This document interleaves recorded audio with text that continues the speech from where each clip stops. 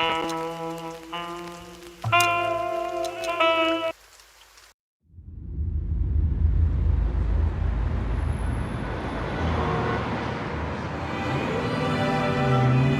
ran out to get a pack of cigarettes, but I left my wallet at home. Yeah, that's me. I'm getting old. My name is Sonny Featherland, an investigator for 20 years, and once the star of the predatory division of the Clawville Police Department, one half of the legendary Chicken Police. But buying a pack of smokes is more than I can handle right now. Maybe I should just lay low. Yeah, I'll do that. The most colorful place in the wilderness. For all the gods, what bullshit. The last clucking color left this city years ago. And slowly I'll turn gray too.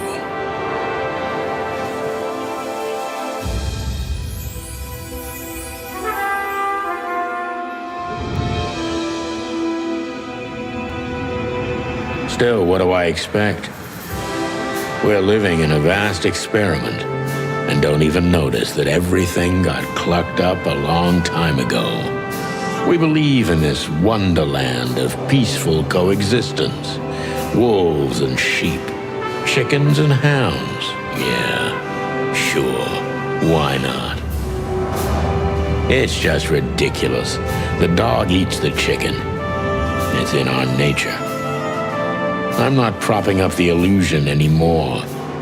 121 days, and it's over. Retirement.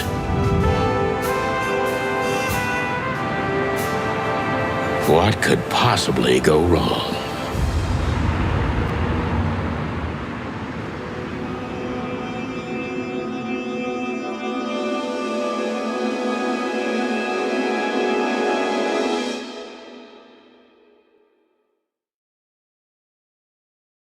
Ah, crap.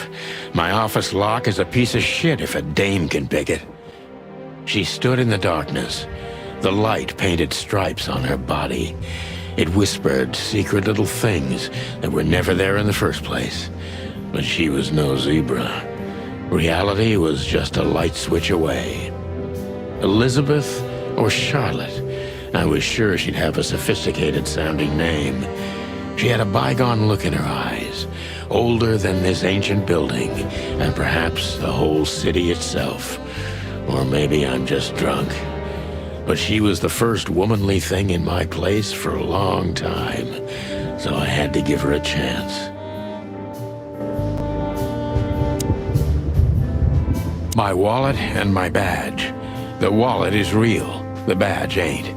Chief Bloodboil took mine, so I got this one out of a pack of cornflakes, just in case.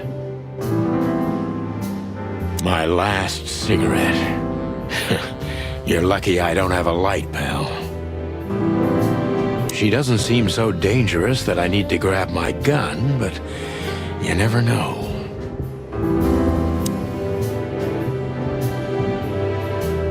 I promised myself I'd write a novel one day. I don't even know what these papers are.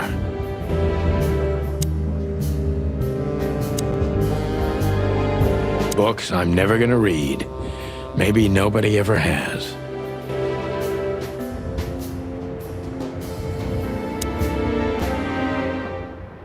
The Wild Gentlemen. Those guys rebuilt the city after the Great Fire of 867. My heroes when I was a little chick. I'm starting to think they should have left Clawville as it was, burned to the ground. We used to be star cops a few years ago. Tabloid press, radio interviews, and even a book series. I don't miss those days. Of course, Marty, my old partner, would disagree. He just loved the spotlight. This is one of the most beautiful memories from my old life, before Molly left me and took our daughter.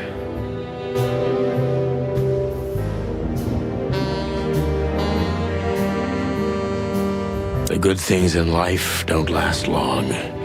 The best ones always leave first.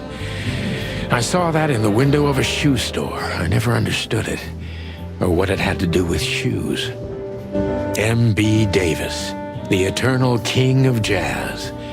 The photo is from the days of jazz prohibition. I only heard the old man live one time, but I'll never forget that night. And not only because I woke up at the harbor without my gun, my badge, and my pants.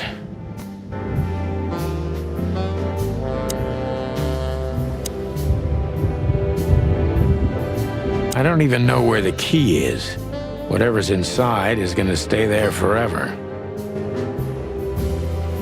Behind that door lies the kingdom of dirty clothes, cigarette butts, and empty bottles.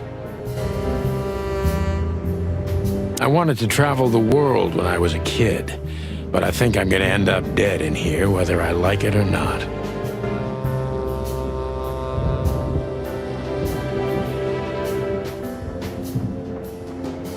I don't see colors anymore, only emptiness. Everything faded. I need another drink. Who is this dame, anyway? And what the cluck is she doing in my apartment on New Year's Eve? Let me introduce myself. My name is Deborah, Miss Deborah Ibanez. You're mistaken, ma'am. Oh, really? Please enlighten me, Mr. Featherland. I'm not a private eye. I'd recommend Mr. Philmar Lowe instead of me. He's a nice guy. Believe me, Mr. Featherland, it's not an accident I came to you. Look, miss, I work for the police, and I'm currently on leave. I couldn't accept private commissions even if I wanted to. Not even from a classy dame like you. Am I that easy to read? That's my job. But tell me, since you've invited yourself in, would you like... I don't usually drink. Well, I've got to have one. And it'd be rude of me to drink alone. So, maybe some sherry? If you insist. But bourbon, please. Huh. Thank the wild ones. That's all I have. What a coincidence. So come on, spill it from the beginning.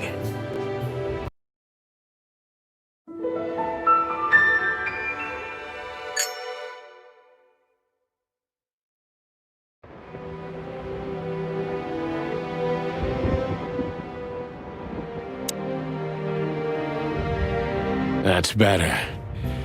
Now, if I understand correctly, your mistress is receiving threats.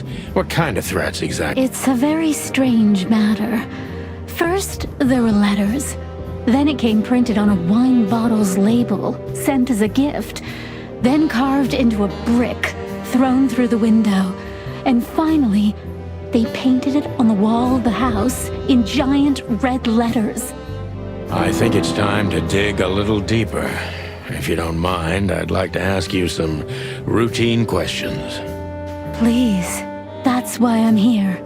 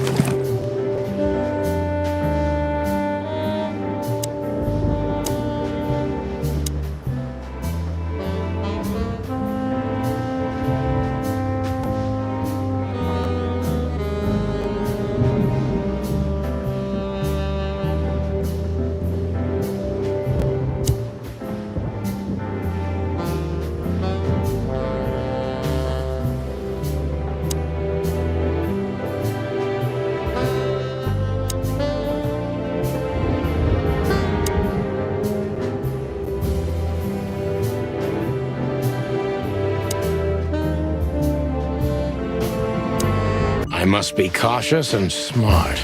This dame seems shy, which I can use to my advantage. But I must be careful about what I say to her, or I could scare her off. Let's start gently, and when the time comes, we can go in hard.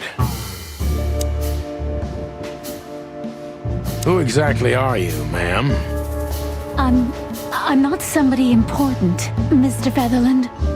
You're important enough to deal with such a delicate matter, right? I carry out the wishes of my employer, nothing more. This means simple paperwork, most of the time. You've been thrown into deep water, sweetheart. Tell me, can you even swim? Believe me, this is just as unpleasant for me as it is for you, if not even more.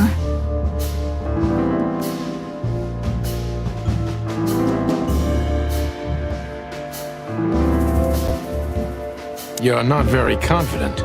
Are you sure you're all right? Yes. Excuse me. I'm just a bit nervous.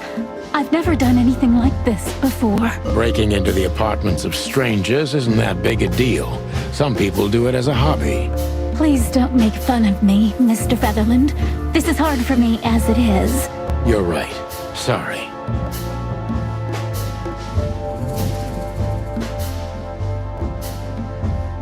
Did you come alone? All by yourself? I took the subway, then the tram, and then I walked. It wasn't easy to find this place, and to be honest, I had to be discreet. Yeah, well, I think I'm starting to get the picture. This is quite unpleasant for me.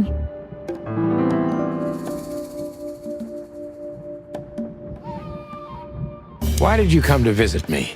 Why not your employer herself? My employer is Miss Natasha Katsenko. She hasn't been leaving her home lately, only if she really has to. How so? Miss Natasha is afraid. She's scared because of those unwanted messages, and everyone knows who she is.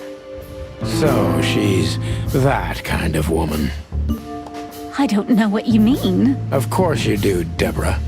Thank you, by the way. We're finally getting somewhere. We avoided the point long enough. Deborah's hiding something, no question. Let's focus on that.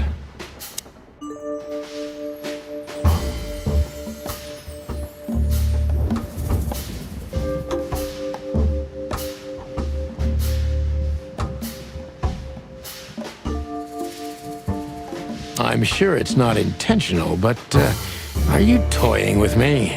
I'm not sure I understand you. Cut the crap, Deborah. You're a pretty smart girl, and you can't hide that no matter how hard you try. But ever since we've been talking, I couldn't force one single straight answer out of you. I'm starting to think I'm terrible at what I do. I'm sorry, Mr. Featherland, you're right. I'll try to be more straightforward next time. I appreciate that, ma'am.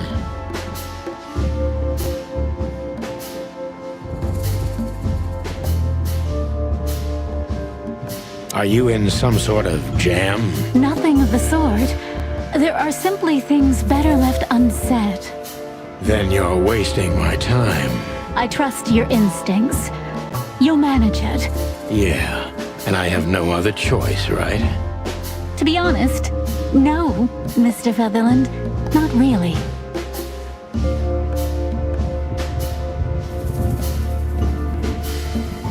Don't you think this whole thing is a little suspicious?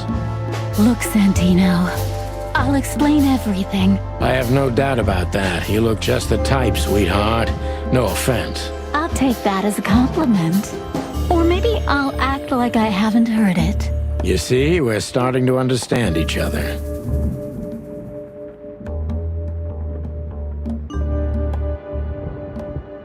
Tell me, Deborah, why should I... Because my mistress trusts you. Should that be enough? If you really like what she thinks you are, then yes. Damn, what can I say to that? Look, I didn't mean to back you up against the wall. You have a way with words, sweetheart. Did you ever want to be a cop? No, not for the world. Heh, smart answer.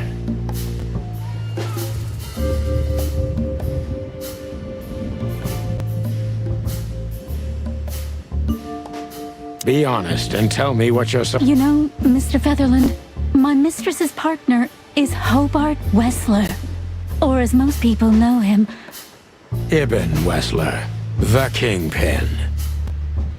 Exactly. Feathery gods, help me. So you get it now. The secrecy. To put it mildly, I think I understand it all. Wessler. This little piece of the puzzle changes everything.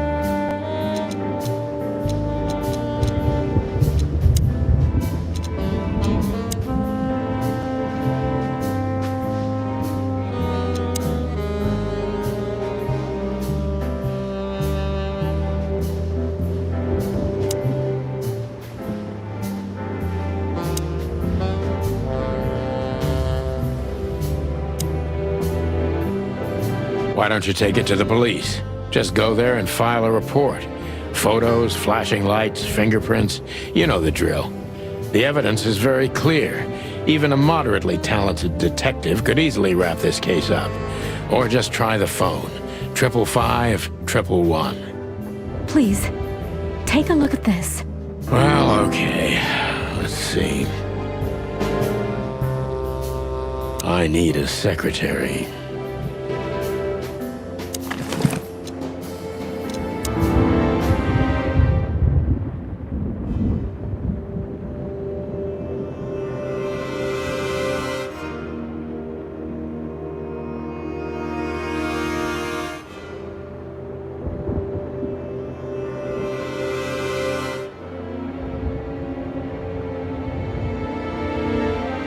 I know Molly very well. Please note this when deciding whether or not to accept my assignment. Miss Ibanez is a trusted friend. Treat her as gentleman. N. I felt like I'd been hit on the back of my head with a blackjack. Reality tilted. Molly. Good gods. What was her name doing there? I glanced at the opposite wall, with the well-worn picture frames, like an eternally dark hole in the wall, a missing piece. She was wearing a light silk dress and singing a lullaby, the waves caressing her beautiful long legs. Why Molly? Why now? Mr. Featherland? Santino, are you all right? What the hell is this supposed to mean? I don't know anything, Mr. Santino. My mistress told me to give this to you. She said you'd understand. Don't you? Oh, of course I understand, Miss Ibanez. I get it very well. But this case is becoming more and more confusing. It's starting to look like blackmail. Blackmail? Don't play innocent with me. But... All right. When can I visit? Visit? Me? Not you. Miss Katsenko. Oh, yes. You can find her at the Tsar Club. Didn't you tell me she's not the social kind? That she's especially unsociable? Or does she only like loud and crowded clubs? No, she's really not like that. But she owns the place. Judging by the flyer, it must be a very busy club, especially on New Year's Eve, right? I'm sure you'll have no trouble finding Miss Katsenko, but there's one small problem, Mr. Featherland. Let me guess. Mr. Wessler better not know about my visit. Exactly. How did you know? 20 years experience, ma'am. Oh, and please, call me Sonny. It was a pleasure to meet you, Sonny. I'll talk about the rest with Miss Katsenko in person. A good friend of mine would be happy to take you home if you'd like. I'd appreciate that, Sonny.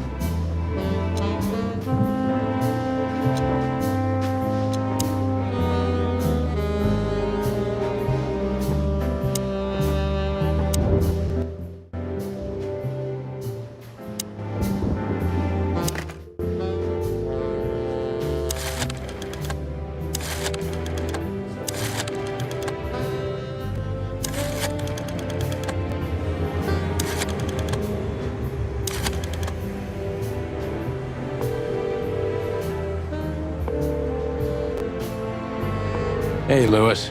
Am I bothering you? No. Of course not, Sonny. Old friends, what's up? Could you come over? I've got a favor to ask if you're not busy. For you, anything. Just a minute.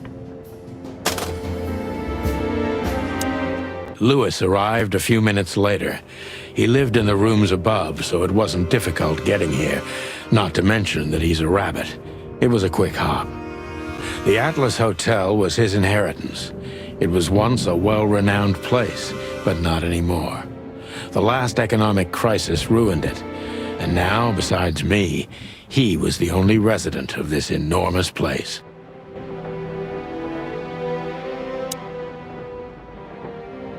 The good old rabbit. I can always count on him, even on New Year's Eve.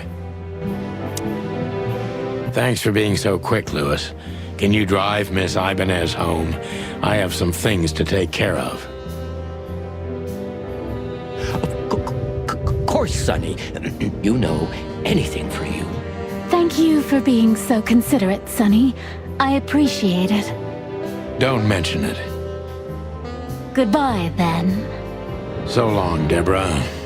Before I visit the club, I have to take a detour. I've got a feeling that this case isn't going to be a one-man job. And there's only one bird in the city I can trust. My ex-partner, Marty. He's going to be at the station. I can only hope he'll be willing to talk to me.